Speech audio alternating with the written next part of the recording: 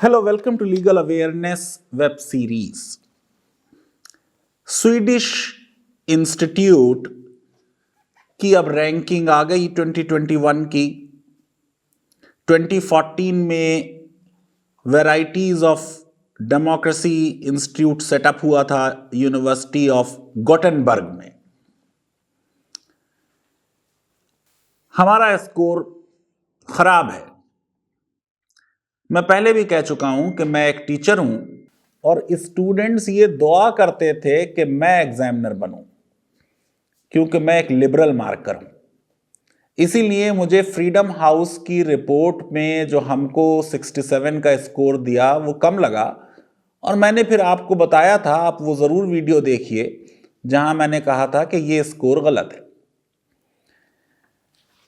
ये जो Swedish institute के रिसर्च मेथडोलॉजी है, जो डेटा पॉइंट्स इन्होंने कंसीडर किए हैं, ये बहुत कॉम्प्लेक्स है, बहुत ऑथेंटिक है, इसलिए इसको उस तरीके से पॉइंट वाइज चैलेंज करना मुश्किल है। लेकिन ये बात हमें समझनी चाहिए कि 3500 स्कॉलर्स इसमें इन्वॉल्व थे, कंट्री एक्सपर्ट्स इसमें इन्वॉल्व थे, हंड्रेड्स ऑफ डिफरेंट एट्रीब्यूट्स को इन्होंने देखा, 2.97 करोड़ डेटा पॉइंट्स देखे गए और V11 डेटा सेट इस्तेमाल हुआ, 9 इंडिकेशंस पे रिजीम्स को टेस्ट किया गया, 7 मिलियन ग्राफ बनाए गए, 730 प्रेजेंटेशंस हुए, मीटिंग्स हुई, 106 विजिटिंग स्कॉलर्स इन्वॉल्व हुए। तो मैं उनकी मेथडोलॉजी को, उनकी रिपोर्ट की ऑथेंटिसिटी को चैलेंज नहीं कर रहा हूं, लेकिन मैं एक भारतीय की हैसियत से, एक लिबरल इवैल्यूएटर की हैसियत से यह कह रहा हूं कि भारत को एक इलेक्टोरल ऑटोक्रेसी कहना डाइजेस्ट नहीं होता। बहुत लिबरल्स मेरी बात से एग्री नहीं करेंगे, लेकिन मेरे रीजंस हैं। विश्व में डेमोक्रेसीज में डिक्लाइन लाने की टोटल जिम्मेदारी भारत पर या भारतीय जनता पार्टी पर नहीं डाली जा सकती। देखिए, ये किताब हाउ डेमोक्रेसीज डाई, ये अमेरिकन डेमोक्रेसी के बारे में, वेस्टर्न डेमोक्रेसीज के बारे में है। तो डेमोक्रेसीज में डेक्लाइन एक ट्रेंड बन रहा है अफसोस की वजह, और यह इसलिए बन रहा है क्योंकि डेमोक्रेसीज ने डिलीवर नहीं किया। लोग चेंज चाहते हैं, लोग एक डिसाइसिव लीडर चाहने लगे, पावरफुल लीडर चाहने लगे, ये विदाउट जानते हुए कि पावरफुल लीडर से डेमोक्रेसी को अक्सर खतरा होता है। ये देखिए, दूसरी किताब है, इसमें बहुत से आर्टिकल्स हैं, डेमोक्रेसी अंडर थ्रेट। तो पूरे विश्व में डेमोक्रेसीज में ऊंच नीच होती रहती है। मैं जस्टिफाई नहीं कर रहा हूं कि अगर हमारा स्कोर नीचे है या हमारी डेमोक्रेसी के बारे में कोई कंसर्न है तो हम उनको एड्रेस ना करें। मैं सिर्फ यह कह रहा हूं कि फ्रीडम हाउस की रिपोर्ट के बारे में तो कह दिया था मैंने साफ तौर से कि 67 का स्कोर गलत है। यहां मैं ये कह रहा हूं कि ना ये रिपोर्ट एंटायरली सही है ना एंटायरली गलत है। हम वो देश हैं और वो हमारी संस्कृति है कि कहीं से भी विजडम मिले हम उसको लेते हैं। यही हमारे शास्त्रों ने हमें, हिंदू शास्त्रों ने सिखाया है। तो जो कंसर्न्स इस रिपोर्ट में फ्लैग किए गए हैं, मुझे उम्मीद है कि हम उनको एड्रेस करें। अब जो दूसरी बात मैं कहना चाहता हूं कि अभी कोई 2 साल पहले शशि थरूर ने यह कहा कि इंडिया जो है वो एक हिंदू पाकिस्तान बनने जा रहा है। मैंने उसका विरोध किया था और मैंने कहा था कि ऐसा नहीं होगा। गो कि आपको मालूम है कि मेरी पोजीशन यह है कि अगर अब हिंदुत्व सोल्जर्स उस मुकाम पर पहुंच गए हैं कि देश में शांति लाने के लिए हिंदू राष्ट्र ही उनको संतुष्ट करेगा तो हिंदू राष्ट्र कैसा हो, इस पे बात शुरू की जा सकती। दरअसल मेन बात जो इस रिपोर्ट्स में और जो रिपोर्ट्स हमारे विरुद्ध आ रही हैं, उनसे जो निकल के आता है कि परसेप्शन का खेल है। अब जाहिर है कि परसेप्शन बनाने में हमारी जो करंट गवर्नमेंट है उसकी तो बहुत ही महारत है। उनके तो दुश्मन भी कहते हैं कि साहब मार्केटिंग में कोई इनसे बीट नहीं कर सकता। बार बार पार्टी के टॉप लीडर्स ने कहा है कि हमने इलेक्शन जीतने की आर्ट परफेक्ट कर ली। देखिए, बहुत ही बड़ा स्लोगन दिया था प्रधानमंत्री जी ने 2019 का इलेक्शन जीतने के बाद, सबका साथ सबका विकास में ऐड किया था उन्होंने सबका विश्वास। बात तो हो रही थी कि अल्पसंख्यकों को विश्वास जीता जाए। अब वो कितना जीता गया कितना नहीं जीता गया उस पर बहस हो सकती है, लेकिन आइडियल सिचुएशन वो है जो प्रधानमंत्री जी ने इंडिकेट की और वो उनकी सरकार की ऑफिशियल पॉलिसी भी है। मैं ये समझता हूं कि इसी स्लोगन से माननीय प्रधानमंत्री जी के हमें आगे बढ़ना चाहिए और जो इंटरनेशनल एजेंसीज हैं उनका विश्वास जीतना चाहिए। जो इंटरनेशनल एक्सपर्ट्स हैं डेमोक्रेसी के, उनका विश्वास जीतना चाहिए। जो सिविल सोसाइटी के एक्सपर्ट्स हैं, एक्टिविस्ट हैं, उनके विरुद्ध कार्रवाई करने के बजाय उनका विश्वास जीतना चाहिए। और वो कोई बहुत पर्सनल फेवर्स की बात नहीं कर रहे हैं। 4-5 चीजें हैं, बड़ी आसानी से की जा सकती हैं, और जो हमारी एक डेमोक्रेटिक कैपिटल है चाइना के ऊपर, कि चाइना हमसे जीडीपी में 5 गुना आगे है लेकिन डेमोक्रेसी नहीं है, हमें उस कैपिटल को असर्ट करना चाहिए क्योंकि उससे विश्व में हमारी इज्जत है। अब ये जो इस रिपोर्ट में बात आ गई कि इंडिया फ्रीडम ऑफ स्पीच को लेकर is as autocratic as Pakistan, इसे पढ़ के तो मैं सदमे में आ गया। भैया, हाथी मरा हुआ भी 1.25 लाख का होता है। पाकिस्तान से हमारा कंपैरिजन नहीं होना चाहिए। मैं ये समझता हूं जितनी सोशल मीडिया पे आजादी है, जितना प्रधानमंत्री जी का और बीजेपी का क्रिटिसिज्म होता है, एडिटोरियल्स आते हैं, प्रोटेस्ट भी होती हैं बड़ी बड़ी। 105 दिन किसानों की प्रोटेस्ट को हो गया, 100 दिन शाहीन बाग की प्रोटेस्ट हुई। तो ये कहना कि भारत में freedom of speech and expression Pakistan से भी कम है, भैया जरा गले से नहीं उतरती बात।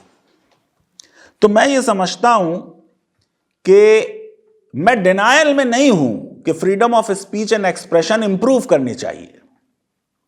मैं ये नहीं कह रहा हूं कि जर्नलिस्ट को और फ्रीडम दी जानी चाहिए, एडिटर्स को और फ्रीडम दी जानी चाहिए। जो हमारे टीवी चैनल्स हैं उन्होंने गोदी मीडिया बन के जो एक परसेप्शन बना दिया विश्व में, उससे हमें डैमेज हो रहा है। 23% का डेक्लाइन बहुत बड़ा डेक्लाइन है, बहुत ड्रामेटिक डेक्लाइन है। रिपोर्ट में कहा गया कि यह मोस्ट ड्रामेटिक डेक्लाइन है पिछले 10 सालों का। लेकिन साथ ही हमको यह भी सोचना है कि हमारे यहां कोई डेमोक्रेसी के बहुत अच्छे हालात पहले से नहीं रहे। अगर मैं आपको बताऊं, जब देश आजाद हुआ तो कांग्रेस में उस जमाने में भी कोई बहुत ज्यादा इनर पार्टी डेमोक्रेसी नहीं थी। सिंडिकेट हावी थी, प्रेसिडेंट की भी नहीं चलती थी। फिर इंदिरा जी जब आई तो उन्होंने उस सिंडिकेट को तोड़ा। आज भी इनर पार्टी डेमोक्रेसी नहीं है। आप कांग्रेस में राहुल गांधी, सोनिया गांधी को बुरा भला कह के नहीं रह सकते, और बीजेपी में आप बीजेपी के प्रधानमंत्री या अमित शाह जी को बुरा भला कह के नहीं रह सकते। हमारा सारा फोकस डेमोक्रेसी के डिस्कशन पर दिल्ली पे रहता है। अगर आप राज्यों में जाएं तो आप देखेंगे कि ज्यादातर मुख्यमंत्री बहुत ज्यादा ऑटोक्रेट हैं। कैबिनेट मिनिस्टर्स की भी कोई वैल्यू नहीं है।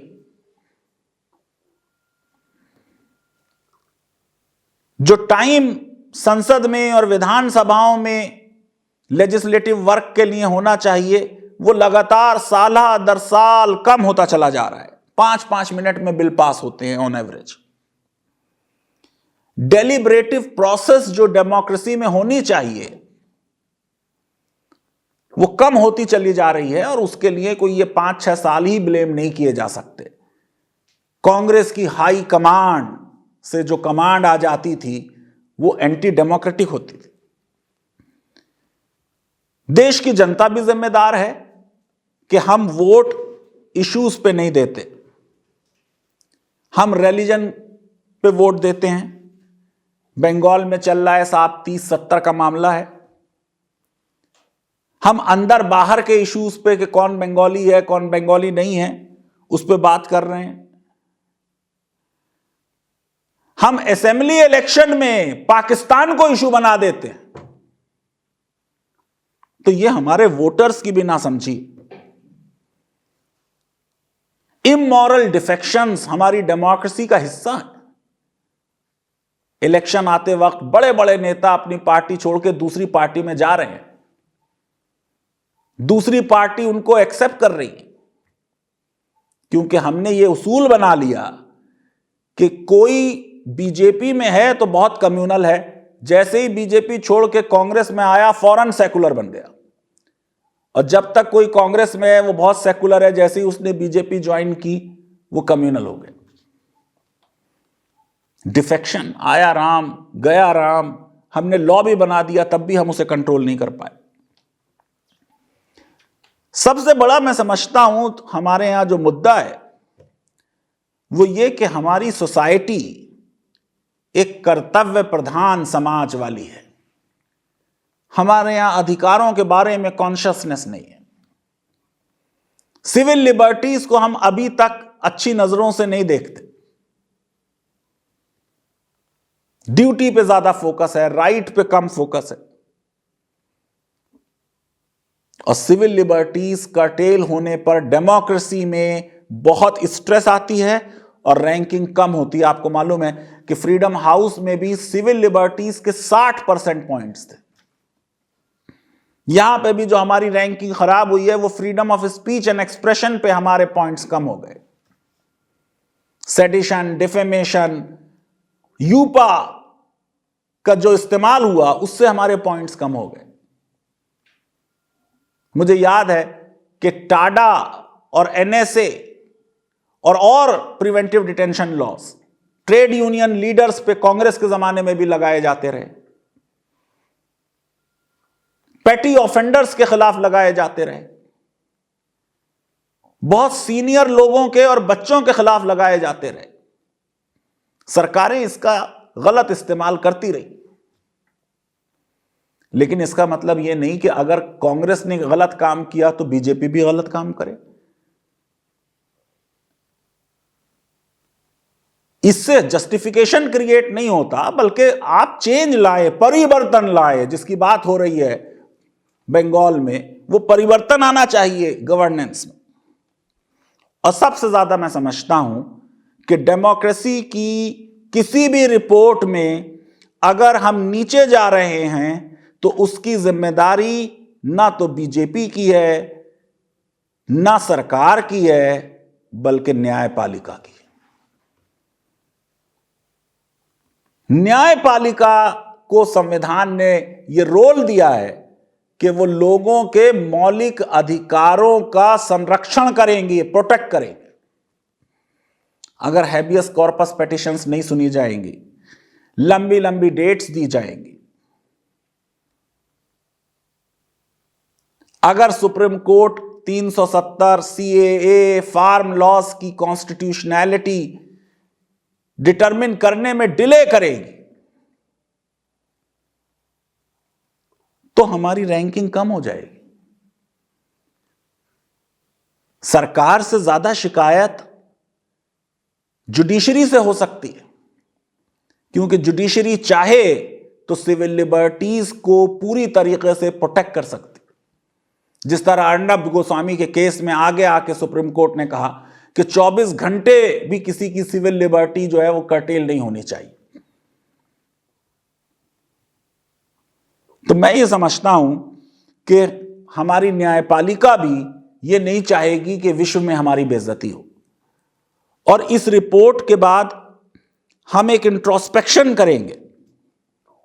लेकिन इतनी जो मैंने आपको अपनी डेमोक्रेसी की समस्याएं बताई, इसके साथ बहुत से पॉजिटिव्स हैं। पहले औरतें इतनी बड़ी तादाद में वोट नहीं देती थीं, अब देने लगी हैं।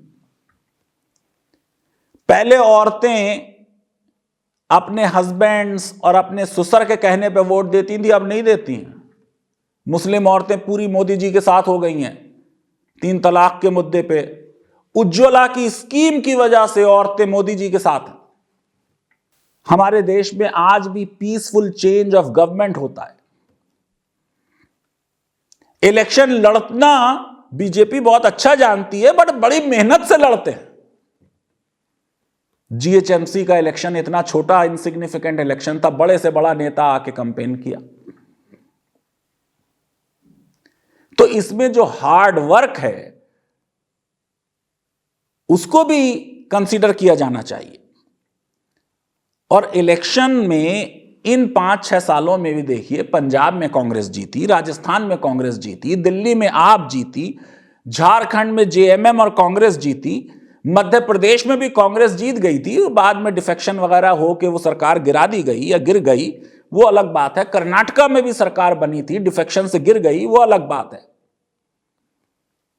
लेकिन ये टोटल निगेटिविटी अच्छी बात नहीं। कुछ चीजें हमारे यहां अच्छी हो रही हैं, कुछ में इंप्रूवमेंट किया जा सकता है। मैं इस रिपोर्ट को ऐसे देखता हूं कि हमें जो इंप्रूवमेंट की गुंजाइश है उसकी तरफ ध्यान देना चाहिए और हम इसको इंप्रूव कर सकते हैं। अब देखिए, इस रिपोर्ट में यह बात आ गई कि एक थर्ड वेव ऑटोक्रेसी की जो आ रही है उसमें 34% पॉपुलेशन विश्व की उससे इफेक्ट हो रही है। तो ये सिर्फ एक भारत के खिलाफ रिपोर्ट नहीं है, सारे देश कवर्ड हैं। ब्राजील है, इंडिया है, टर्की है, ये टॉप 10 डिक्लाइनर्स हैं। पोलैंड इस पे नंबर 1 है, यूरोपियन कंट्री है। जबकि फ्रीडम ऑफ एक्सप्रेशन,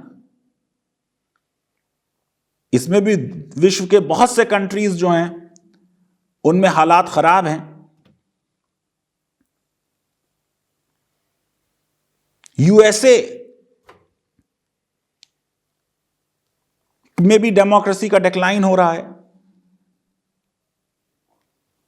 लेकिन जो मेजर बात हुई कि बांग्लादेश के हालात बेहतर हों, यह तकलीफ दे बात है।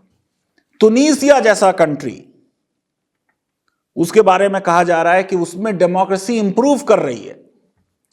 आर्मीनिया में, साउथ कोरिया में, इक्वेडर में इंप्रूव कर रही है। हंगरी में, पोलैंड में, सर्बिया में, स्लोवेनिया में, यूएसए में सब्सटेंशियली डिक्लाइन की है। यूएसए में 0.86 था 2010 में और अब 0.73 हो गए। इंडिया का जो स्टेटस था इलेक्टोरल डेमोक्रेसी, बेहतर तो यह होता कि हमारा स्टेटस होता लिबरल डेमोक्रेसी। मैं समझता हूं कि ये जो देश की स्वतंत्रता की 75वीं वर्षगांठ इतने बड़े पैमाने पे बनाई जा रही है, उसमें एक ही गोल हमें रखना चाहिए कि अगले 5 साल में हम देश में ये इलेक्टोरल ऑटोक्रेसी तो हम रिजेक्ट करते हैं टैग, लेकिन हमें इलेक्टोरल डेमोक्रेसी भी नहीं चाहिए जो बहुत दिनों से हमारे साथ चल रहा है। हमें टैग चाहिए एलडी, लिबरल डेमोक्रेसी। हमें जाके उस सफ में खड़ा होना है जहां स्वीडन, नॉर्वे, फिनलैंड खड़े हैं। हमें अमेरिका और इंग्लैंड से आगे जाना है। ये जो एलडीआई है, लिबरल डेमोक्रेसी इंडेक्स, इसमें 2010 में हमारा स्कोर 0.57 था। यह भी कोई अच्छा स्कोर नहीं था, लेकिन आज यह स्कोर 0.34 हो गया। हो सकता है ये स्ट्रिक्ट मार्किंग हो मेरे स्टैंडर्ड से, लेकिन इस पे गौर व फिक्र होना चाहिए, क्योंकि जो चेंज हो रहा है 0 to 1 के स्केल पे, वो 23 परसेंटेज पॉइंट्स का चेंज है। ये ड्रामेटिक चेंज है, ड्रामेटिक डिक्लाइन है। इस डिक्लाइन को हमें अरेस्ट करना है। पिछले साल हमें कहा गया था कि हम हाईली अनसर्टेन हैं। रिपोर्ट जो बनाई है उसमें श्रेया पिल्लाई हैं और स्टेफन आई लिंडबर्ग हैं। बात हो रही है कि हिंदू नेशनलिस्ट एजेंडे को प्रमोट किया जा रहा है। नेशनलिज्म ठीक होगा, एग्रेसिव नेशनलिज्म करने से प्रॉब्लम्स हो जाती हैं। इसीलिए टैगोर उस एग्रेसिव नेशनलिज्म के विरुद्ध थे। रिपोर्ट में कहा जा रहा है कि हम जो विश्व की लार्जेस्ट डेमोक्रेसी हैं, हम अब बन गए एन इलेक्टेड ऑटोक्रेसी। और जब इंडिया में डेमोक्रेसी कम होती है तो पूरे विश्व में डेमोक्रेसी कम हो जाती है। पूरे विश्व में एक ट्रेंड चल रहा है, थर्ड वेव ऑटोक्रेसी की चल रही है, जिसमें फ्रीडम ऑफ मीडिया कंप्रोमाइज हो रही है, एकेडमिया कंप्रोमाइज हो रही है, सिविल सोसाइटी कंप्रोमाइज हो रही है। बात हो रही है कि पहले 2014 के इतनी सेंसरशिप नहीं थी। इसको भी जरा पिंच ऑफ सॉल्ट से एक्सेप्ट किया जाना चाहिए। इंदिरा जी के जमाने में इंडियन एक्सप्रेस के कितने केसेस सुप्रीम कोर्ट में गए हैं, वो आर्टिकल 19 में पढ़ाते पढ़ाते मेरी उम्र गुजर गई।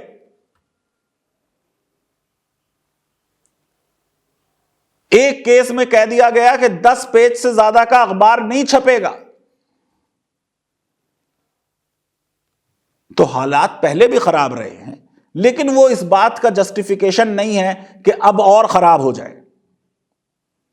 मुझे यह लगता है कि अभी भी यह कहना कि हम बांग्लादेश और नेपाल के पीछे हो गए हैं, यह कैटेगराइजेशन एक्सेप्टेबल नहीं हो सकता। बात हुई कि 7,000 लोगों के खिलाफ सेडिशन के चार्जेस लग गए। गलत हुआ। इनडिस्क्रिमिनेटली सेडिशन के चार्ज नहीं लगने चाहिए।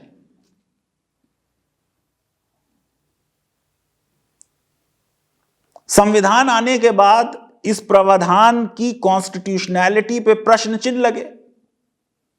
केदारनाथ के केस में सुप्रीम कोर्ट ने कहा, जब तक किसी के बोलने से वॉयलेंस नहीं हो, सेडिशन के चार्जेस नहीं लगेंगे। खालिस्तान जिंदाबाद के नारे लगना भी सेडिशन नहीं है, लेकिन हम जिस तरीके से सेडिशन को इंप्लीमेंट कर रहे हैं, हम सुप्रीम कोर्ट की अपनी बात नहीं मान रहे। एफसीआरए का मिसयूज नहीं होना चाहिए। सिविल सोसाइटी को दबाने से काम बिगड़ता है। यूपा का इस्तेमाल इंटिमिडेट करने के लिए नहीं होना चाहिए। यह लॉ भी अनकॉन्स्टिट्यूशनल है। किसी इंडिविजुअल को जुडिशरी ही कन्विक्ट कर सकती है। यहां पावर सरकार के पास है कि किस इंडिविजुअल को चाहे यूपा के तहत डिक्लेयर कर देते हैं टेररिस्ट। और जैसे मैंने कहा कि इसका पहले भी इन लॉस का गलत इस्तेमाल होता रहा है। लिबरल डेमोक्रेसीज का पूरी दुनिया में नंबर कम होता जा रहा है। 41 से 32 रह गई। पूरे विश्व में सिर्फ 4% लोग रियल डेमोक्रेसी में रह रहे हैं। डेमोक्रेटिक कंट्रीज जो हैं वो ड्रॉप कर गए बाई हाफ, 16 रह गए हैं। तो पूरे विश्व में बहुत ज्यादा इलेक्शन होते हैं। इलेक्शन होना सिर्फ डेमोक्रेसी नहीं है। मैं ये समझता हूं कि हमको इस पे गौर व फिक्र करना चाहिए।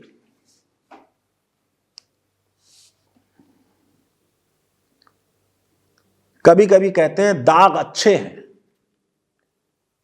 कोई इस तरह की रिपोर्ट आके हमें बताए कि आप में ये कमी हो रही है, हम उसको ठीक कर लें। प्रोटेस्ट होना वैसे ही है जैसे दाग अच्छे हैं। सिविल सोसाइटी प्रोटेस्ट होना अच्छी डेमोक्रेसी की मिसाल बनती है। रिपोर्ट में लिखा है कि यूएसए में 6 जून को 2020 को जो ब्लड लाइफ्स मैटर मूवमेंट चला, उसमें 5 लाख लोगों ने हिस्सा लिया।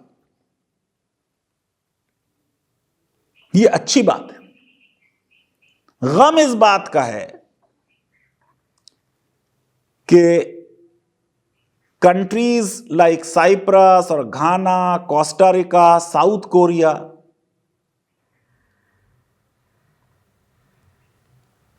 ये आगे नहीं बढ़ने चाहिए, हमें इनसे आगे रहना चाहिए। यानी Indonesia, Namibia, Maldives, Nepal electoral democracy हैं और भारत इलेक्टोरल ऑटोक्रेसी है। इस पे मुझे एतराज है।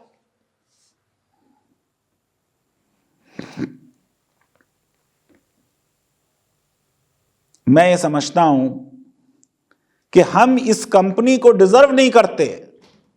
अफगानिस्तान, अंगोला, कॉन्गो, हाइटी, ये हम डिजर्व नहीं करते।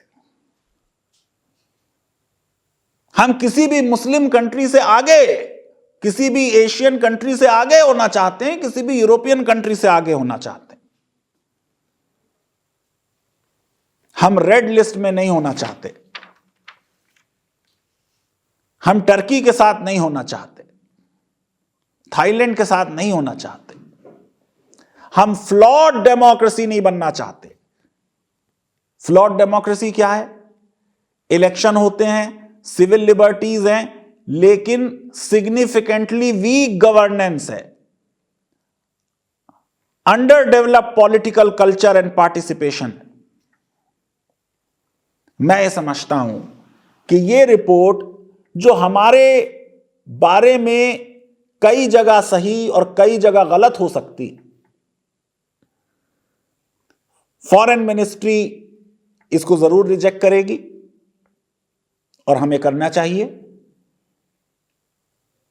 लेकिन अंदर बैठकर, घर के अंदर बैठकर हमें कुछ चीजों पर इंप्रूवमेंट कर लेना चाहिए। यह बहुत आसान चीजें हैं। इलेक्शन जीतने का जो आर्ट परफेक्ट कर चुकी है सरकार, उसमें अब यह सरकार बहुत सालों तक सरवाइव करेगी, इलेक्शन जीतते रहेगी। तो सत्ता परिवर्तन की कोई उम्मीद नजर नहीं आती। अगर सत्ता हमारी ही रहनी है तो फिर देश की इंटरनेशनल छवि जिन चीजों से अच्छी होती है वो हमें जरूर करनी चाहिए, क्योंकि इंटरनेशनल इमेज और भारत के बारे में लोगों का जो परसेप्शन है, वो परसेप्शन हमेशा मैं ये चाहूंगा अच्छा हो। इंग्लैंड की संसद पे हमारे लॉस पे बात हो, ये मुझे अच्छा नहीं लगता। बाहर की एजेंसीज हमें बताएं कि हमारे अंदर ये कमी है, ये मुझे अच्छा नहीं लगता। हम परफेक्ट डेमोक्रेसी तो पहले भी नहीं थे, शायद अब भी नहीं है, लेकिन जब देश अपनी 75वीं स्वतंत्रता की वर्षगांठ मनाए तो हमें यह प्रण लेना है कि हम डेमोक्रेसी में आगे बढ़ेंगे और हम विश्व को दिखाएंगे कि एक थर्ड वर्ल्ड कंट्री जो है वो भी आगे जा सकता है। अब रिपोर्ट को टोटली ये रिजेक्ट कर देना कि साहब वो इस्लामिक कंट्रीज के बारे में क्यों नहीं करते हैं, उनके बारे में भी बात, ये कह देना सब चंगासी है, मैं समझता हूं ये बात सही नहीं है। हमें इस रिपोर्ट की कुछ बातों पे बहुत सीरियस एतराज हो सकता है और होना चाहिए, लेकिन जहां जहां हमें लगता है कि इंप्रूवमेंट का स्कोप है, वो इंप्रूवमेंट हमें करना चाहिए। वो इंप्रूवमेंट करना ही असली देशभक्ति होगी। लीगल अवेयरनेस वेब सीरीज अगर आपको पसंद आती है तो मेरी रिक्वेस्ट है कि हमारे इस वीडियो को वाइडली शेयर करें, हमारे चैनल को सब्सक्राइब करें और बेल आइकन जरूर क्लिक करें। धन्यवाद। Thank you very much.